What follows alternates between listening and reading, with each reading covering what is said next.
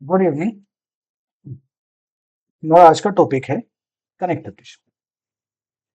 इस टिश्यू में हम लोग पढ़ेंगे कनेक्टिव टिश्यू के डिफरेंट और जनरलाइज फीचर्स।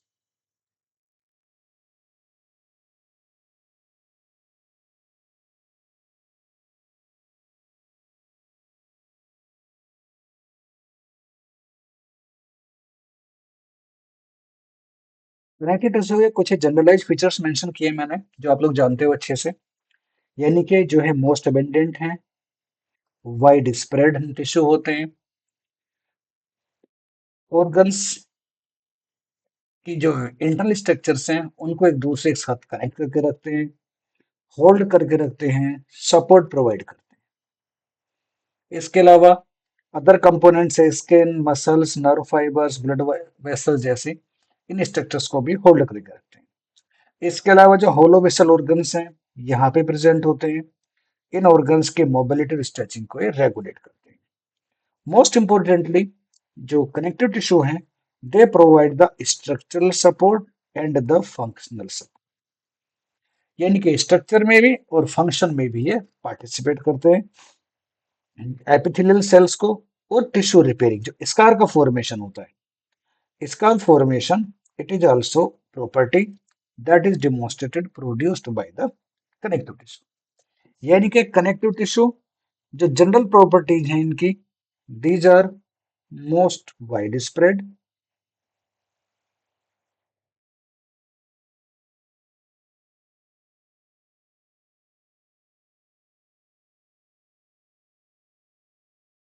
ये जो होते हैं ये होते हैं wide spread in nature.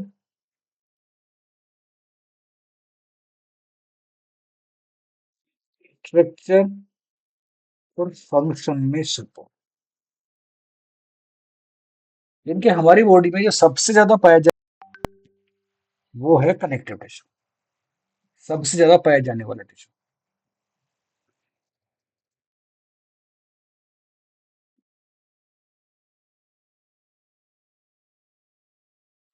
Connective tissue structure wise, अगर हम इनके स्ट्रक्चर की बात करते हैं तो कनेक्टिव टिश्यू के दो कंपोनेंट होते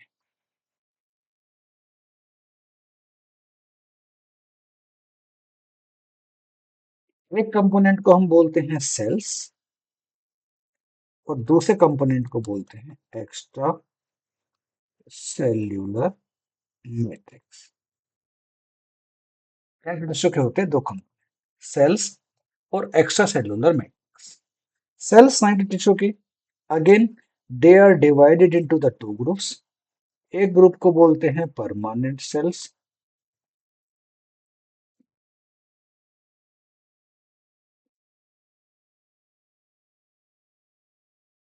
और दूसरे ग्रुप को बोलते हैं वॉन्डरिंग सेल या ट्रांजिएंट सेल्स।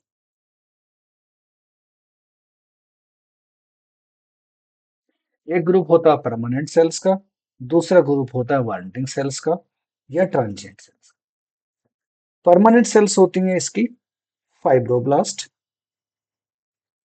जो कनेक्टिव टिश्यू के परमानेंट सेल्स हैं उनके नाम है फाइब्रोब्लास्ट।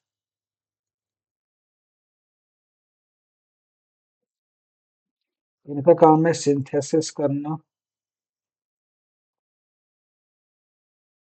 फाइबर्स और ग्राउंड सब्सटेंस।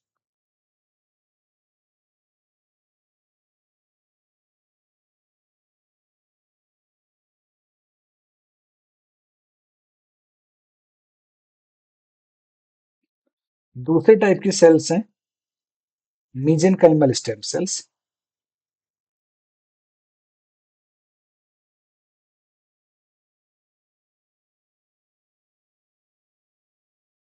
मीजेनकाइमल स्टेम सेल्स का काम है फाइब्रोब्लास्ट को प्रोड्यूस करना, तो differentiate into the fibroblast. Third group की सेल्स हैं यहाँ पे मिलेनोसाइट्स, जिनका काम है मिलेनिन पिगमेंट को सिंथेसाइज करना। चौथे ग्रुप की सेल्स हैं एडिपोस सेल्स, जो करती हैं लिपिड को स्टोरेज।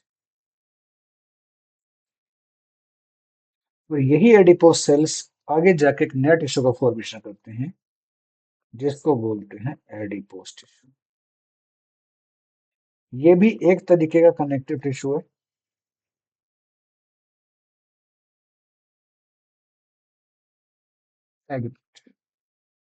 जो सेकंड ग्रुप है, सेकंड ग्रुप के सेल्स को हम बोलते हैं वंडरिंग सेल्स या ट्रांजिएंट सेल्स।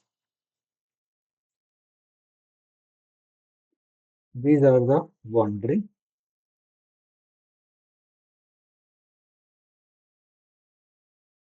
या ट्रांजिएंट।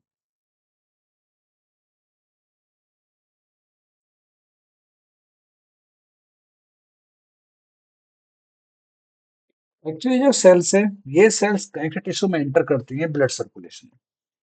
इनमें जो इंपॉर्टेंट टाइप के सेल्स हैं, ये है मैक्रोफेजेस, जो प्रोड्यूस होती हैं मोनोसाइट से। यानी कि मोनोसाइट डिफरेंशिएट हो जाते हैं कनेक्टिव टिश्यू में मैक्रोफेजेस के अंदर। यहाँ पे एक और ग्रुप के सेल्स है मास्ट सेल्स।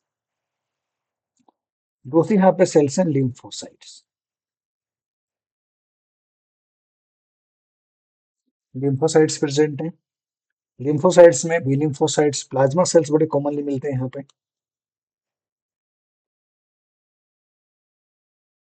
इनका काम है एंटीबॉडी सीक्रेशन।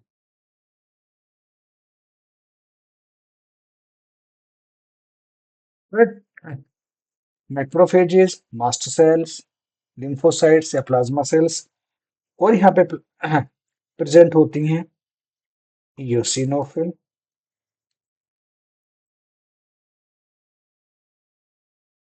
और यहाँ प्रेजेंट होती हैं न्यूट्रोफिल्स। मास्ट सेल्स ये प्रोडक्ट होती हैं basophil mast cell precursor cells के। So these cells are like the basophils. These cells contain granules.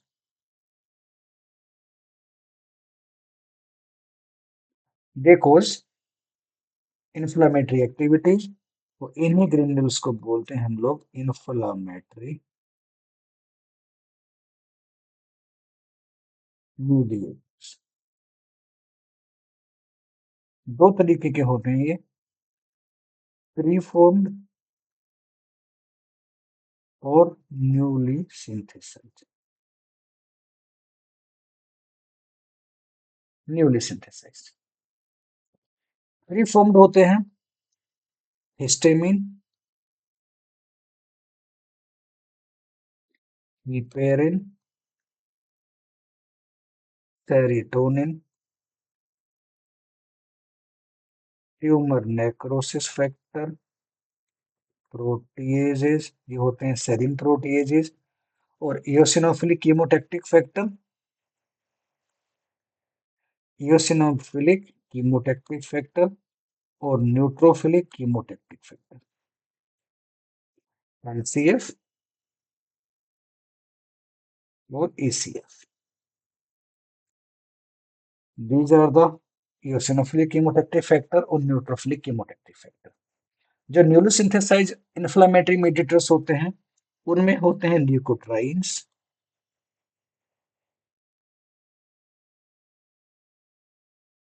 Leukotrienes होते हैं, ग्रोथ फैक्टर्स होते हैं, prostaglandin G2, leukotrienes, prostaglandin G2, बहुत सारे ग्रोथ फैक्टर्स होते हैं, और इंटरल्यूकिन्स IL, और इनके साथ प्रेजेंट होते हैं इंटरल्यूकिन्स।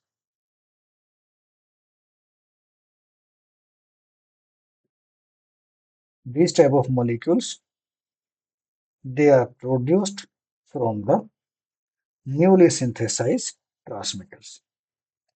यानी कि ये जो molecules हैं, these group of molecules are produced from the preformed cells, which are the preformed granules in the mast cells। और जो interleukins हैं, other molecules हैं, they are synthesized prostaglandin D2 type interleukins, leukotrienes, they are produced from newly synthesized inflammatory mediators. दूसरा component आता है यहाँ पे ground substance.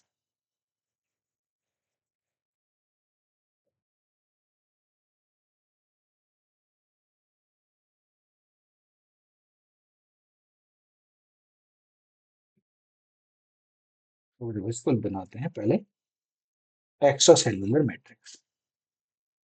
दूसरा कंपोनेंट होता है यहाँ पे एक्स्ट्रा सेल्यूलर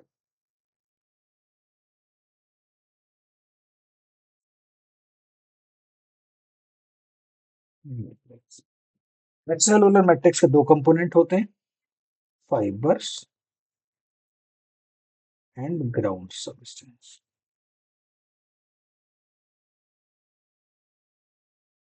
यानी कि यहाँ पे जो हमने शुरू में लिखा था कि कनेक्टिव टिश्यू के दो कंपोनेंट, पहला है सेल्स, दूसरा एक्स्ट्रासेलुलर मैट्रिक्स। यहाँ पे जो एक्स्ट्रासेलुलर मैट्रिक्स है इसके दो कंपोनेंट हैं, fibres plus ground substance. In summary connective tissue के होते हैं दो पार्ट, सेल्स और एक्स्ट्रासेलुलर मैट्रिक्स। सेल्स होती हैं दो तरीके की, permanent cells and wandering cells. Extracellular matrix भी दो तरीके का होता है, एक एक्स्ट्रासेलुलर मैट्रिक्स का टाइप है फाइबर्स, दूसरे एक्स्ट्रासेलुलर मैट्रिक्स का टाइप है ग्राउंड सबस्टेंस। फाइबर्स होते हैं तीन तरीके के, कोलेजन फाइबर, रेटिकुलर फाइबर और elastic fibre. Collagen fibre, reticular fibre, elastic fibre. और ग्राउंड सबस्टेंस होता है तीन तरीके का, glycoprotein, प्रोटीग्लाइकन, ग्लाइकोस amino ग्लाइकन्स।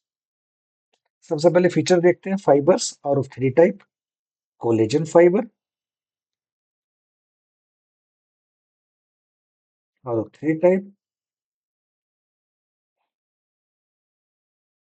Collagen fibres, reticular fibres और इलास्टिक फाइबर्स।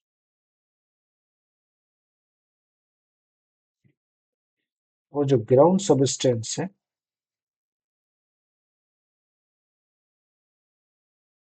ये भी तीन तरीके का होता है, एक होता है ग्लाइकोप्रोटीन, दूसरे होते हैं प्रोटियोग्लाइकन,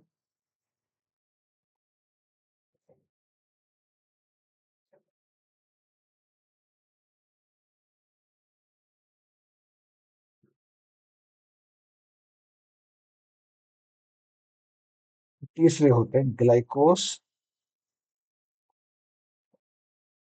अमाइनो ग्लाइकन। तीन तरह के कंपोनेंट। चलिए फीचर्स देखते हैं सबके थोड़े थोड़े। Collagen fibre triple हेलिकर,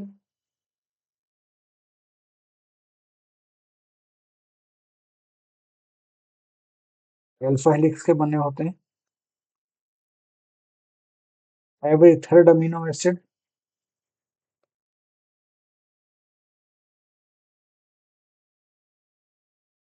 glycine. इस तरीके से ग्लाइसिन जो होता है अप्रोक्सीमेट 33%, जो प्रोपोर्शन है 33% प्रोपोर्शन जो होता है वो ग्लाइसिन से मिलकर बनता है। जो other two main amino acids हैं वो है प्रोलीन, जो हाइड्रोक्सी प्रोलीन की फॉर्म में भी प्रेजेंट होता है, और दूसरा कंपोनेंट दूसरा अमीनो एसिड है लाइसिन, जो हाइड्रोक्सी लाइसिन की फॉर्म में भी प्रेजेंट होता है। तो मेन ट्रिपल हेलिकल स्ट्रक्चर, हर एक जो एवरी थर्ड अमीनो एसिड जो है वो है इनमें ग्लाइसिन। ग्लाइसिन अप्रोक्सीमेटली 33% होते हैं। बाकी दो अमीनो एसिड है प्रोलीन और लाइसिन। प्रोलीन और लाइसिन दोनों में एसिड का हो जाता है हाइड्रोक्साइलेशन। ट्रिपल हेलिकल स्ट्रक्चर है, ट्रिपल हेलिक्स भी दो तरीके के होते हैं, इनको बोलते हैं होमोट्राइमर्स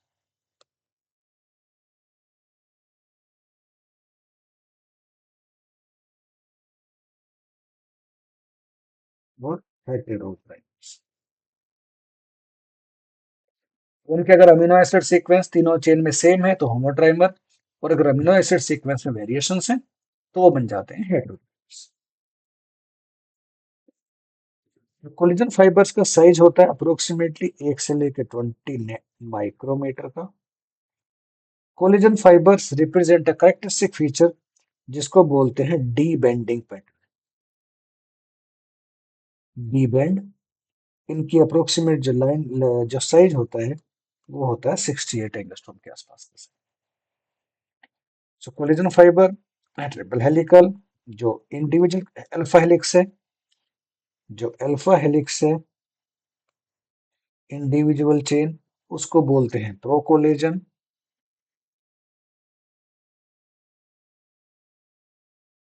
वो जो ट्रिपल हेलिक्स है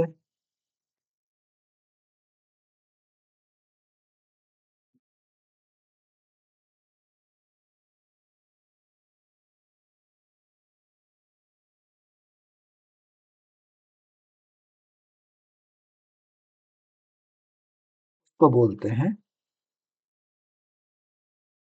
प्रोपोकोलेजन।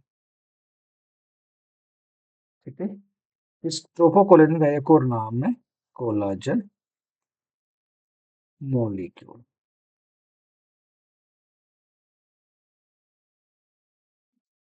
कोलेजन फाइबर्स के अप्रोक्सीमेट 28 फैमिलीज हैं इनकी, कोलेजन फाइबर्स की। इनमें चार जो इंपॉर्टेंट हैं, कोलेजन फाइबर टाइप 1, ये प्रेजेंट होते हैं बोन्स में, लिगामेंट्स में, टेंडन्स में, मसल्स में। Collagen fibre type 2 mainly present होते हैं कार्टिलेजेस में। कोलेजन फाइबर टाइप 3 बनाते हैं reticular fibres.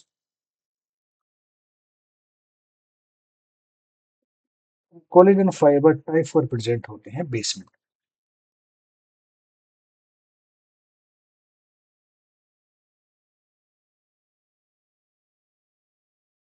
Collagen fibre type 4 present होते हैं बेसमेंट। कोलेजन फाइबर्स प्रोवाइड करते हैं मैकेनिकल स्ट्रेंथ। इसके बाद में सेकंड ग्रुप के फाइबर्स हैं, सेकंड ग्रुप के फाइबर्स हैं reticular fibres.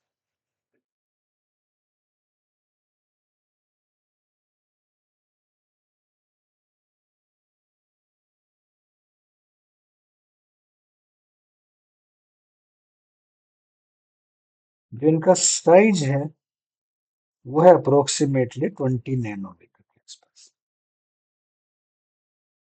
Technically like collagen fibre होते हैं but thin.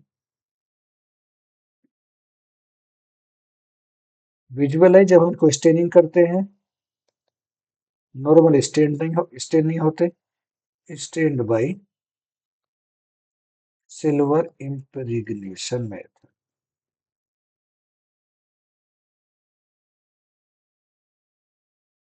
Silver impregnation method से इनको स्टेन करते हैं, इसीलिए रेटिकुलर फाइबर्स की एफिनिटी होती है सिल्वर मॉलिक्यूल के साथ, इसीलिए इनका एक और नाम है also called as अर्जेंटोफिल।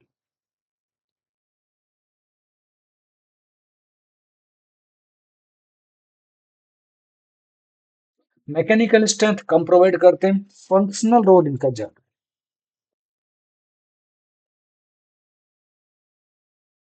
Functional role scar formation में हेल्प करते हैं,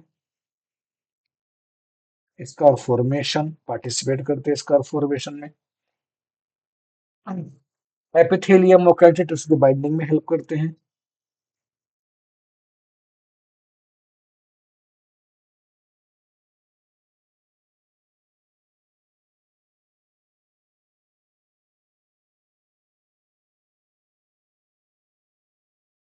बेसमेंट मेम्ब्रेन की जो रेटिकुलर लेमिना है,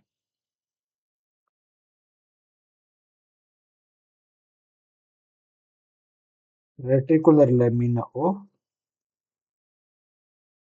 basement membrane. That is governed by the reticular fibres. और जो तीसरे फाइबर्स हैं उनका नाम है इलास्टिक फाइबर।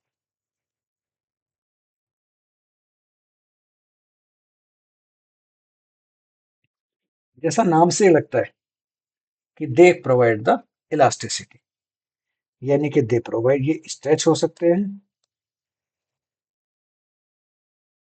और रिलैक्स हो सकते हैं। So they are present in the elastic cartilages,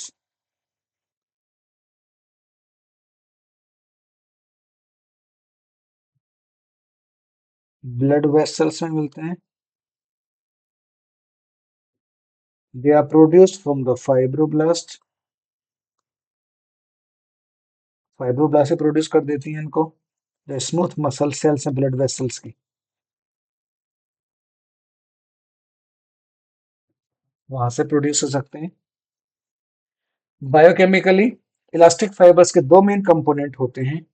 एक कंपोनेंट को बोलते हैं इलास्टिन और दूसरे कंपोनेंट को बोलते हैं microfibrils. Second component is the micro microfibrils. ये होते हैं fibrillin, fibrillin type. Elastin molecules they contain certain amino acids. यहाँ पे भी जो इलास्टिन मॉलिक्यूल्स हैं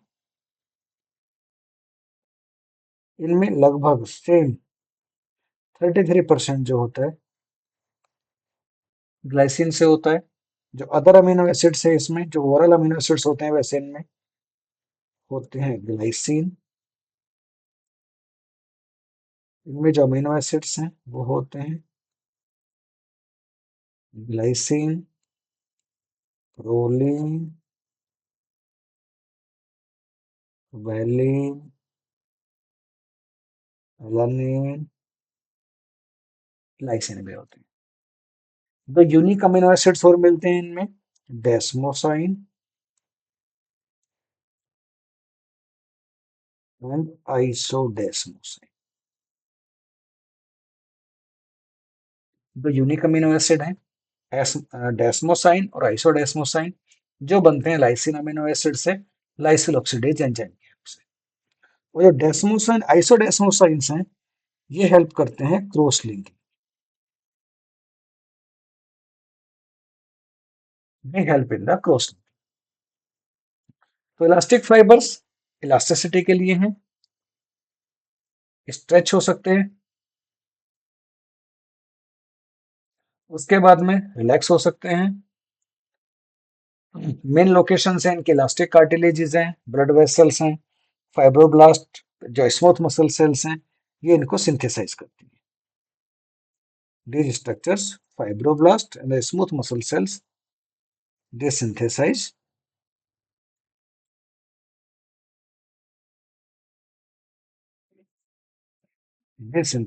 elastic fibers. माइक्रोफाइबर जब सिंथेसिस होता है इनका, तो पहले जो माइक्रोफाइब्रिल्स हैं इनकी कोर बनती है।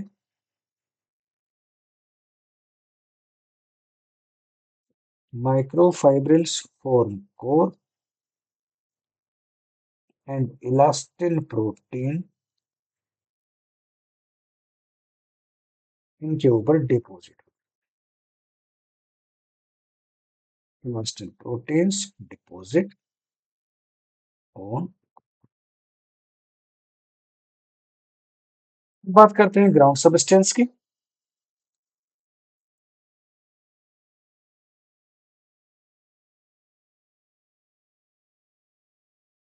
ग्राउंड सबस्टेंस, ग्राउंड सबस्टेंस में एक मॉलिक्यूल है ग्लाइकोप्रोटीन्स। इनका बड़ा कॉमन एग्जाम्पल है फाइब्रोइनोजेन। फॉर एग्जाम्पल में इनके टेनासिन, लेमिनिन, टेनासिन, लेमिनिन,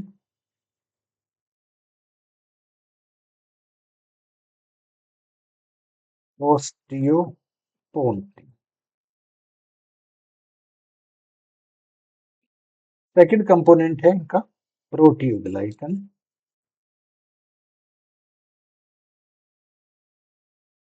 प्रोटियोग्लाइकन्स हैं जो कॉमन एग्जांपल है एग्रेकेन और सिंडिकेन। ये हैं दो कंपोनेंट, एग्रीकेन और सिंडिकेन। प्रोटीग्लाइकन्स मेनली बनते हैं ग्लाइकोस अमाइनो ग्लाइकन्स,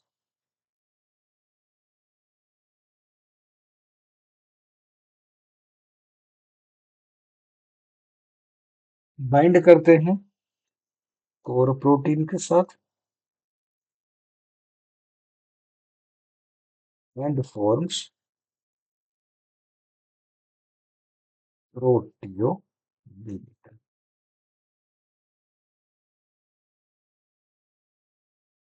जो तीसरा कंपोनेंट है वो है इनका ग्लाइकोस अमाइनो ग्लाइकन, जिसको बोलते हैं जीएजी। जीएजी के बहुत सारे एग्जाम्पल है chondroitin sulphate,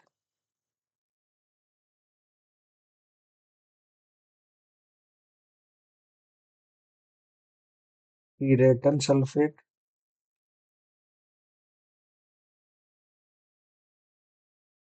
chondroitin sulphate, keratan sulphate.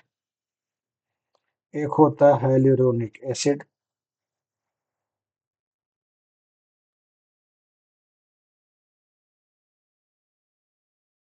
Heparin,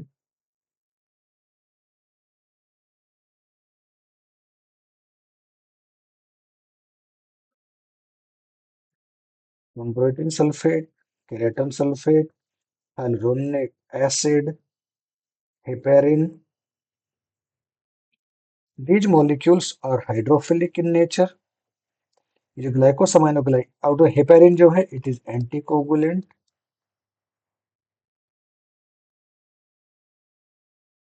इसका काम है एंटीकोगुलेंट का।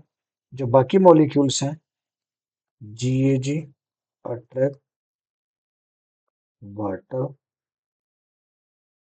ये होते हैं hydrophilic. They are hydrophilic in nature और GAG cause the hydration. GAG causes hydration of connective tissue.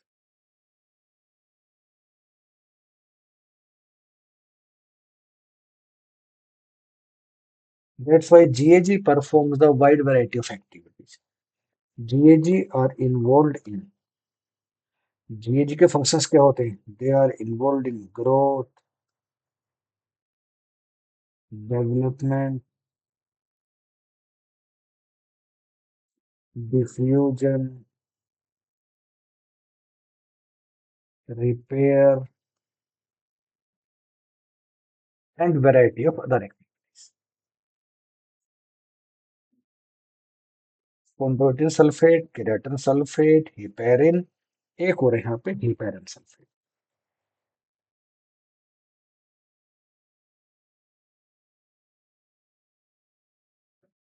These are overall different composition of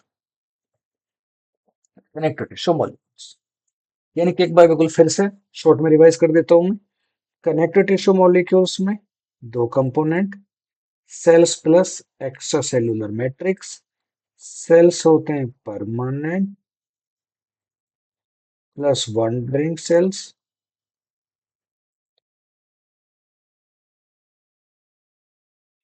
और एक्सेलुलर मैट्रिक्स में होते हैं fibres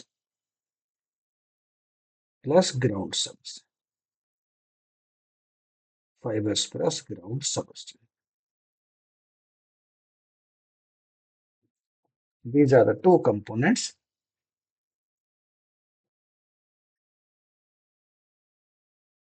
These are fibers plus ground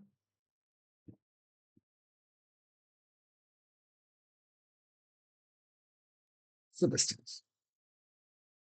एक डायग्राम बनाते हैं थैंक्स टिश्यू का। ये एक ब्लड वेसल है,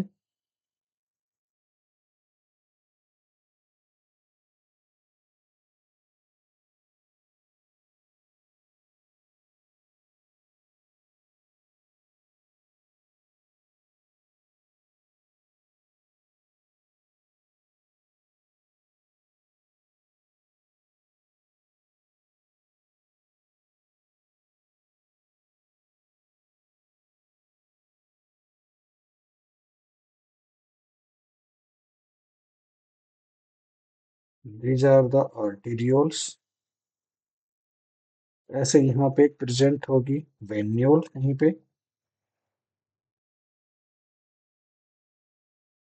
ये बना लेते हैं हम लोग वेन्यूल।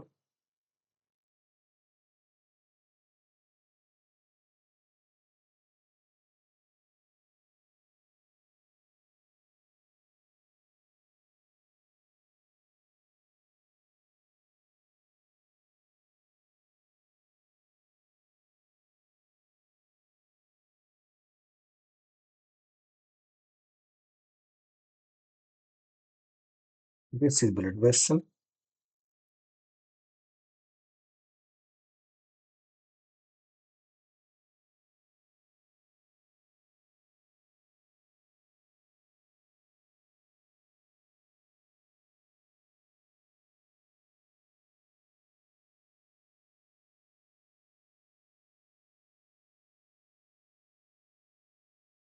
हाँ, इसके अंदर प्रेजेंट होते हैं fibres.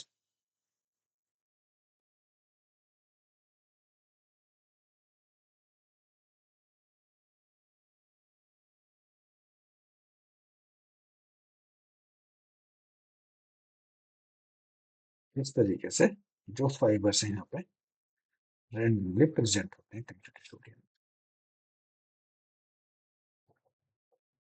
there is also presence of other type of fibers जो ब्रांचिंग करते हैं। these are elastic fibers which are present in the connective tissue।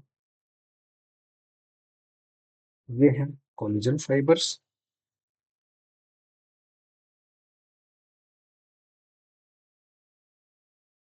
Collagen fibre, these are elastic fiber।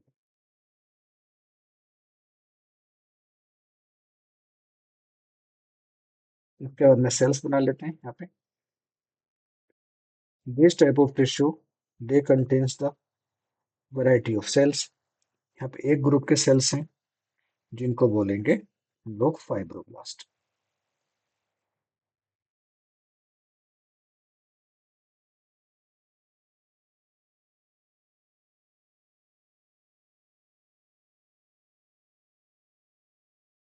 these are the fibroblast।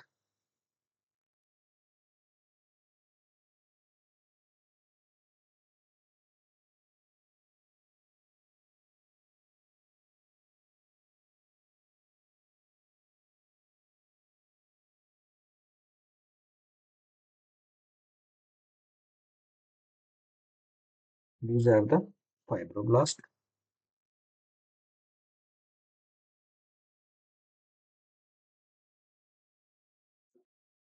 Fibroblast के बाद में यहाँ पे एक और ग्रुप के सेल्स प्रेजेंट होते हैं। these are the eosinophils are also present। their nucleus is bilobe nucleus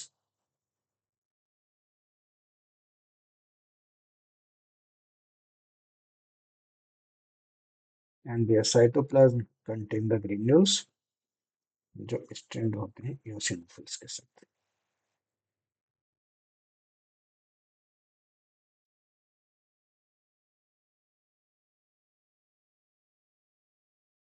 these are the eosinophils।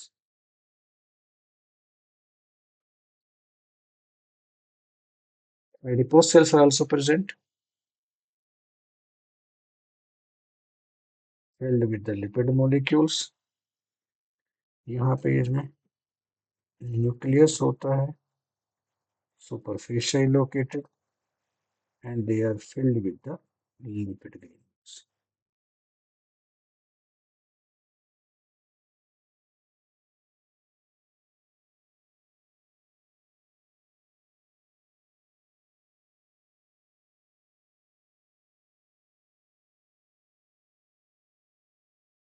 these are the adipose cells।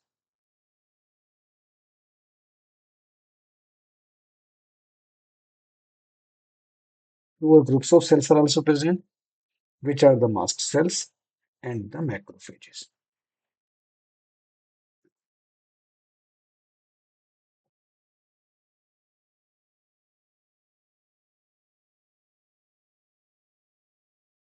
cells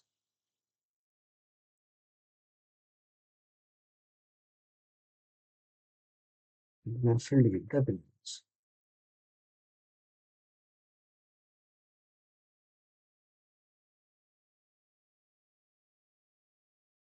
These are master cells.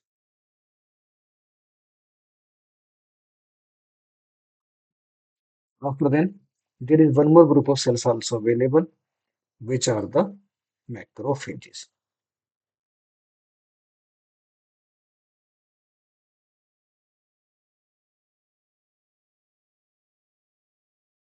These are the macrophages. Vacuoles are present. They are having. These are the macrophages.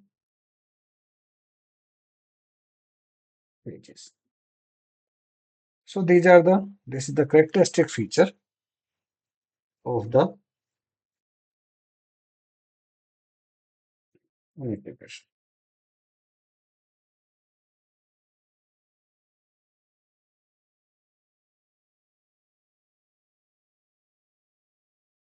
Fibroblast, mast cells,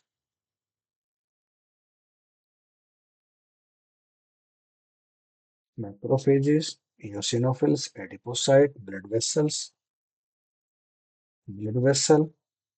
इसके बाद में these are collagen fibres, ये हैं सारे के सारे इसके collagen fibre. These are collagen fibres, और जो ब्लैक कलर फाइबर्स हैं दीज आर इलास्टिक फाइबर। ठीक है, क्लास को यहीं पे स्टॉप कर देते हैं। कैसे लगी क्लास जरूर बताइएगा, क्लास को फॉरवर्ड कीजिएगा, और जो कंफ्यूजन है वो डाउट है पूछ लीजिएगा, कमेंट कर दीजिएगा। अगली क्लास में मिलते हैं, तब तक के लिए बाय बाय, टेक केयर, अपना ख्याल रखिए।